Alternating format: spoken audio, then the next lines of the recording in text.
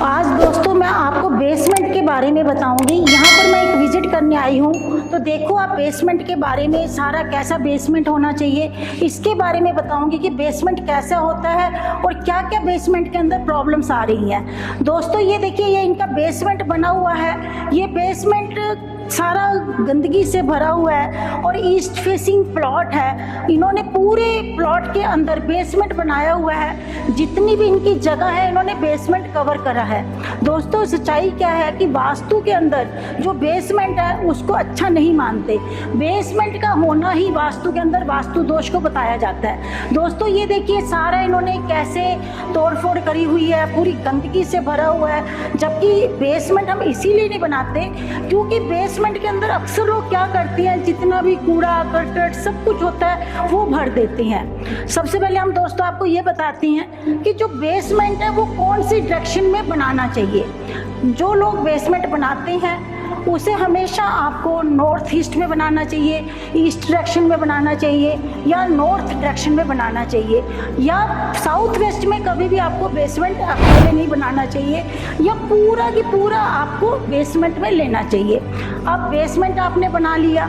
Basement किसको बोलते हैं? तय खाने को, जो बिल्डिंग के नीचे वाला हिस्सा होता है। सड़क से नीचे वाले हिस्से को बेसमेंट कहा जाता है। बेसमेंट वास्तु के अंदर क्यों अच्छा नहीं माना जाता?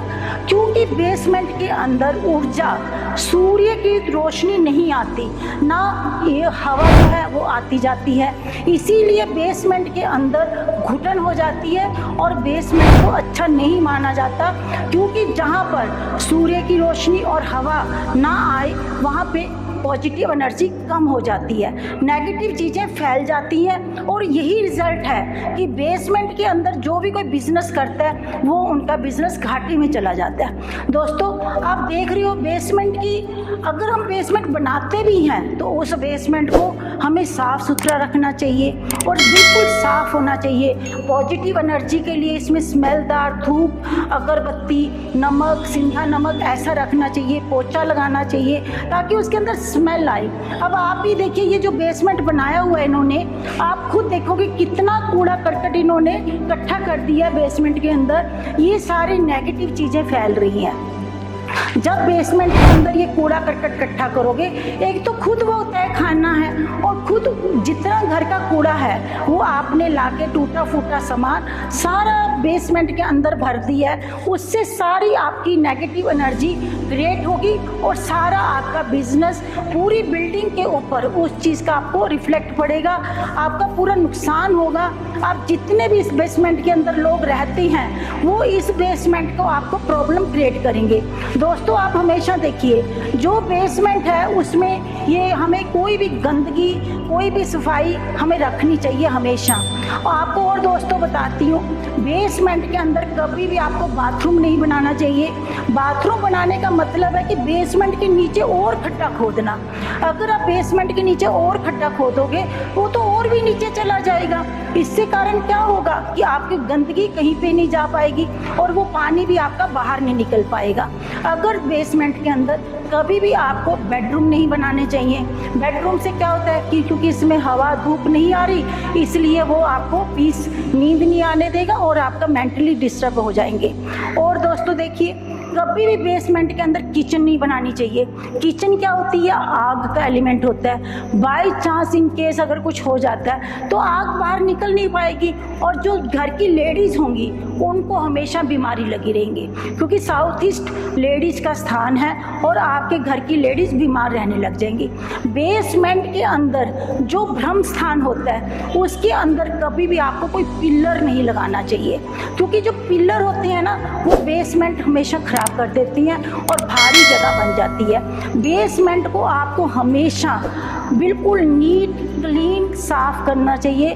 मैं आपको हमेशा यही सुजेस्ट करूंगी कि कभी भी आपको बिल्डिंग के अंदर बेसमेंट नहीं बनाना चाहिए, क्योंकि जगह की कमी के कारण लोग बेसमेंट बना लेते हैं और अपना बिजनेस उनका नुकसान में इसीलिए जाता है। जो भी बेसमेंट बनाते हैं, जितनी उस बिल्डिंग के अंदर लोग रहते हैं, उस बेसमेंट की इन्वायरमेंट जो नेगेटिव इन्वायरमेंट होती है वो सारे लोगों के ऊपर असर करती है और सब इफेक्टेड होती हैं। इसलिए अवॉइड करो कि बेसमेंट ना बना के आप एक फ्लोर और बना लो। अगर आप बेसमेंट बना ही रही हैं तो आप इसमें लाइटिंग का अच्छा इंतज़ाम रखो और म्यूजिक सिस्टम लगा सकते हैं, आप थिएटर बना सकते हैं, बच्चों के खेलने का स्थान बना सकते हैं। इस तरह से अगर आप बेसमेंट के अंदर चीज़ें बनाएंगे तो आपका बेसमेंट कामयाब होगा, क्योंकि वहाँ पे हलचल होती रहेगी और आपको अच्छा लगेगा और रिजल्ट भी अच्छे आएंगे। अगर आप बेसमेंट के अंदर कोई बिजनेस का ऑफिस बना रही हैं, अपना ऑफिस बना रही हैं, वो सक्सेसफुल नहीं होगा। इसके लिए आपको हमेशा अपने बेसमेंट से ऊपर लेकर जाना चाहिए। और अगर आपको बहुत कंपलसरी बेसमेंट बनाना भी पड़ जाता है तो आप ये कोशिश करिए कि जो आपकी रोड है, सड़क है, उसके थोड़ा सा 2-3 फीट ऊंचा आए, ताकि उसके अंदर ताज़ी हवा आए, ताज़ी रोशनी आए, ताकि बेसमेंट के अंदर घुटन ना हो। बेसमेंट के अंदर अक्सर क्या होता है बेसमेंट के अंदर, धरती के अंदर होने की वजह से इसमें चारों तरफ से नाली का पानी, बारिश का पानी और गंदगी, सीलन हर वक्त रहती है। जब बेसमेंट के अंदर सीलन रहेगी तो मच्छर पैदा होंगे, कीड़े पैदा होंगे। ये नेगेटिव चीज़ें पैदा होने से हमारे जीवन की जो दिनचर्या है वो भी खराब हो जाएगी। जितनी नेगेटिव चीज़ें आपके घर में आएंगी उतना इफ़ेक्ट गलत होगा। मेरी प्रार्थना आपसे यही है कि बेसमेंट को अवॉइड करें। अगर आप बेसमेंट को अवॉइड नहीं कर सकते तो आपको नॉर्थ ईस्ट में बेसमेंट बनाना है, नॉर्थ में बनाना है, ईस्ट में बनाना है। कभी भी ऐसे मत सोचिए कि साउथ वेस्ट में बेसमेंट बना दिया, वेस्ट में बना दिया, टेढ़ा मेढ़ा बेसमेंट बना दिया, कोने काट दिए, ये नुकसान ही करेंगे। दोस्तों, अगर आपको मेरी वीडियो पसंद आती है तो आप इसे लाइक करें, शेयर करें, सब्सक्राइब करें। अगर आपको भी वास्तु विजिट के लिए मुझे बुलाना है तो आप नीचे दिए गए व्हाट्सएप नंबरों पर कॉल कर सकते हैं और बुला सकते हैं। आप सबको मेरा नमस्कार।